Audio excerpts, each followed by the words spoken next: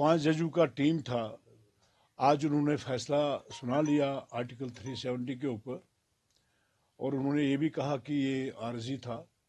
जब शेर कश्मीर शेख मोहम्मद ने इल्हाक किया था उस वक्त ये आर्जी था।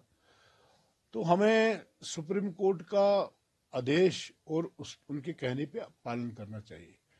दूसरा, सुप्रीम कोर्ट ने यह भी इलेक्शन कमीशन ऑफ इंडिया को हिदायत दी कि जम्मू कश्मीर में इलेक्शन आप जितना हो सके जल्द अज जल्द कराए, और उसके साथ ये भी कहा सुप्रीम कोर्ट ने कि स्टेट हुड भी जम्मू कश्मीर को वापस देना चाहिए। मैं आपके माध्यम से कहना चाहूँगा, हमारी यही मांग थी। अमित शाह जी ने पहले ही कहा था, हमारे देश के प्रधानमंत्री नरेंद्र मोदी जी ने भी कहा था कि हम स्टेट हुड वापस देंगे। जब पार्लियामेंट ने 5 अगस्त 2019 को फैसला लिया था आर्टिकल 37 के बारे में, तो हमारी ये डिमांड थी कि यहाँ पॉलिटिकल सेटअप के बगैर जम्मू कश्मीर के लोग अधूरे हैं और स्टेट हुड हमें वापस मिले।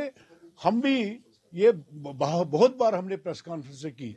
आज अगर सुप्रीम कोर्ट ने आदेश दिया हमारे chief election commission of India को, तो मुझे लगता है कि अब चीफ इलेक्शन कमिश्नर के ऊपर निर्भर है कि कब तक वो इलेक्शन जम्मू कश्मीर में कराएंगे।